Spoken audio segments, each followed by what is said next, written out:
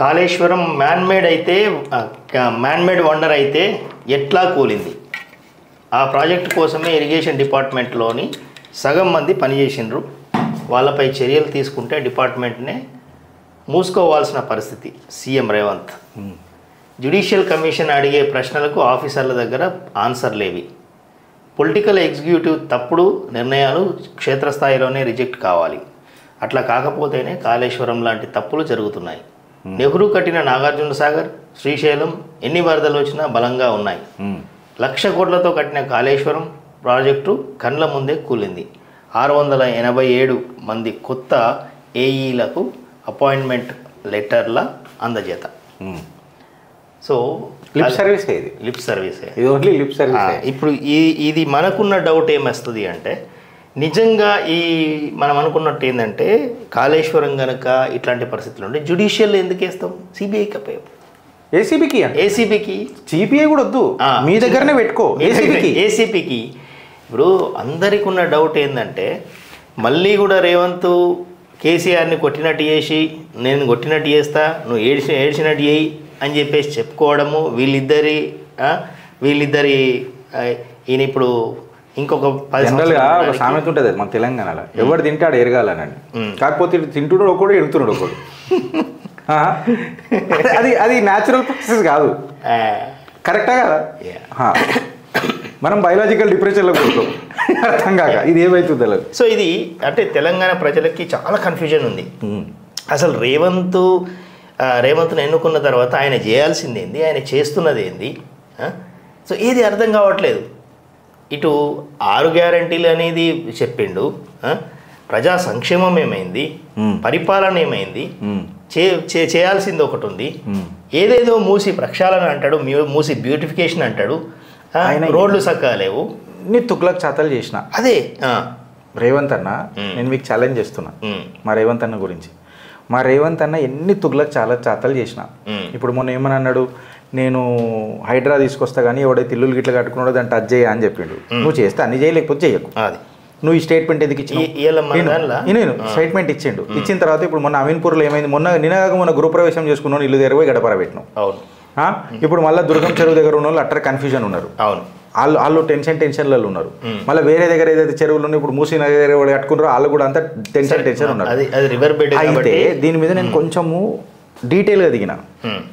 What is Revanth అని అంటే that is Revanth అని చెప్పి కాంగ్రెస్ వాళ్ళు అంటారు. దట్ ఈజ్ రేవంత్ అంటే ఇవాళ కేసీ వేణుగోపాల్ అయినా మల్లికార్జున్ ఖార్గే అయినా ఆ కాడికి వస్తే, రాహుల్ గాంధీ అయినా రేవంత్ రెడ్డి కాడ ఇంటికి కూడా వీకే లేని పరిస్థితులలో ఉన్నారు. మనమే చెప్పినాం కదా. సో ఆయన he has become the actual AICC. TICC అయిపోతుంది, అది ఏఐసిసి కాదు. ఆల్ ఇండియా కాంగ్రెస్ కమిటీ ఉండదు, అది తెలంగాణ ఇన్వెస్ట్మెంట్ కాంగ్రెస్ కమిటీ అవుతుంది. అది టీఐసిసి, తెలంగాణ ఇన్వెస్ట్మెంట్ కాంగ్రెస్ కమిటీ. ఎందుకంటే అంత పవర్ఫుల్ అయిండు. ఇప్పుడు ఎందుకు చెప్తున్నా అంటే శ్రీధరన్న, ఇది ఫైన్, ఇది ఆయన వచ్చినప్పటి నుంచి శ్వేతపత్రాలు ఇస్తున్నాడు, అసెంబ్లీలో మాట్లాడిండు, ఇది అన్నాడు, కాళేశ్వరం అని అంటాడు, కాలాంతకంలో కలుపుతా అంటాడు, కాలగర్భంలో బీఆర్ఎస్ చరిత్ర అంటాడు. మళ్ళీ అది గాడికే ఉంటుంది, లిప్ సర్వీసే ఉంటుంది. మళ్ళీ ఇప్పుడు ఒక డైవర్జెంట్ టాక్టిక్ తెస్తాడు, మళ్ళీ ఇమ్మీడియట్గా తెస్తాడు. ఫెస్టివల్ సీజన్ అయ్యే లోపల ఇంకో డైవర్జెంట్ టాక్టిక్ రాకపోతే మీరు చూడరు. అదే మనం అనుకున్నాం కదా, హైడ్రా పోతే లేకపోతే ఇంకొక, సో అన్ని పేర్లు పెట్టుకున్నాం మనం.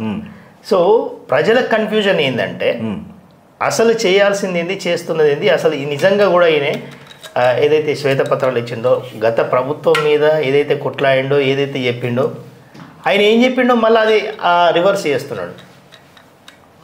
ప్రజలకు అర్థం కావట్లేదు.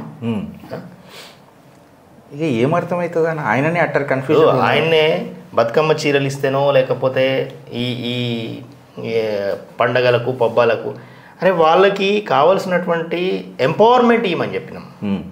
ప్రజలకి ఎంపవర్మెంట్ ఇవ్వి. నువ్వు అడుక్కునేటట్టు చేయకు. ఇందాక నేను చెప్పినావు కదా, అడుక్కునేటట్టు చేసి పాకిస్తాన్లో కదా సౌదీ అరేబియాకి పంపించినట్టు. ఆయన మనం అనుకుంటున్నాం ఈజ్ ఎ ప్రిమేచ్యూర్డ్ పాలిటిషియన్ అని, but he is a very precautionary politician అని నేను అంటే. చాలా ప్రికాషన్స్ తీసుకుంటాడు ఆయన, ప్రికాషన్స్ తీసుకొనే పెడుతున్నాడు. చెప్పినా కదా, కంప్లీట్గా ఏఐసిసికి ఇప్పుడు ఏం పెద్దతనం లేదు అన్న. సింపుల్, రాహుల్ గాంధీ పర్యటన అమెరికాలో అయింది. నీకు ఒక్క గుజరాత్ వాళ్ళు ఎవరైనా కనిపించారా?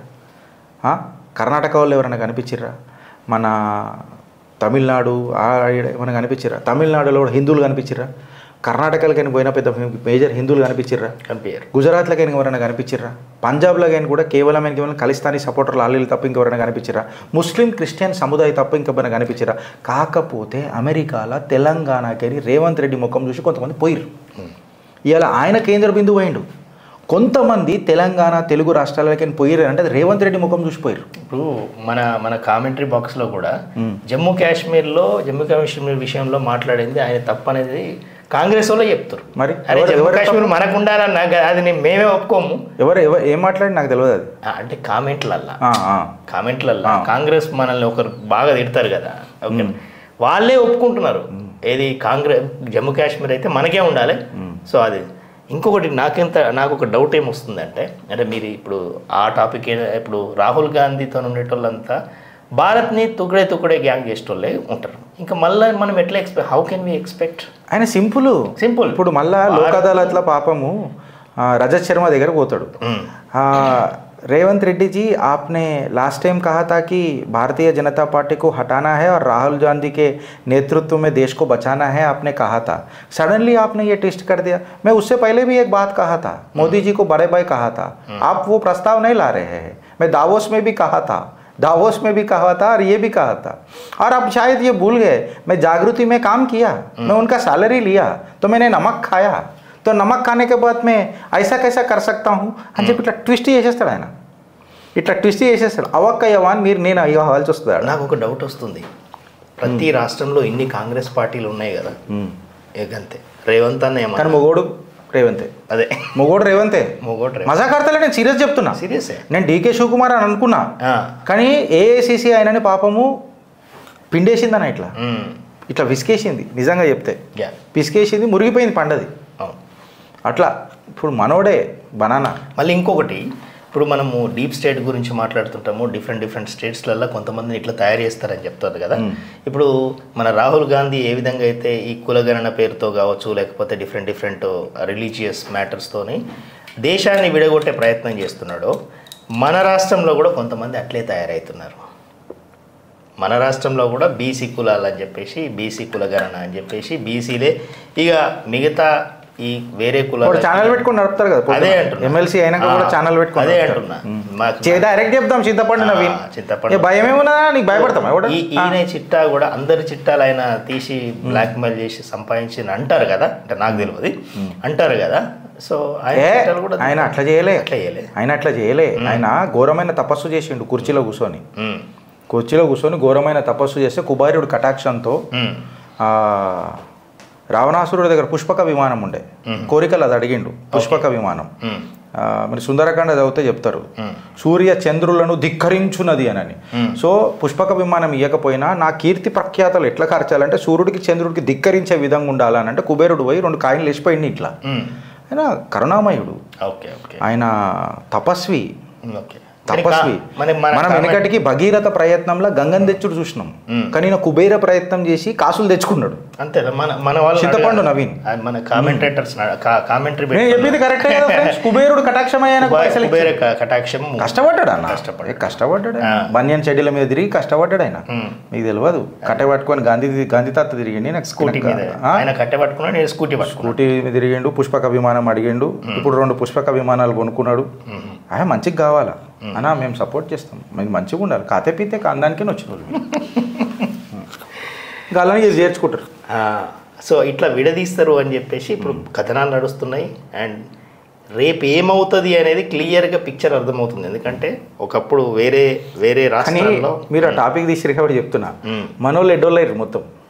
మనోళ్ళు ఎడ్డోళ్ళారు. ఎట్లా అంటే మనోడు వచ్చి బీజేపీలో జాయిన్ అయ్యేటప్పుడు మనోళ్ళు ఎట్లా లేపిర్రు, ఇంద్రుడు చంద్రుడు భారతీయ జనతా పార్టీ ఎన్నుపూస, బీజేపీలో జే మనోడే, ఈ పీని బీని కలపాలంటే జే మనోడే అని చెప్తే ఈ జంగిల్ రాజకీయాలను బయటపడి పక్కకు పోయిండు.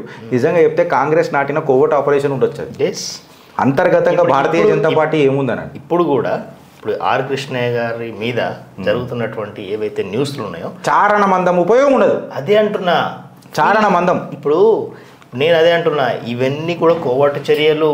భారతీయ జనతా పార్టీని ఇంకా ఎదగనీయకుండా చేసేటువంటి ఇవి. ఏడెదిగింది ఎదగదు.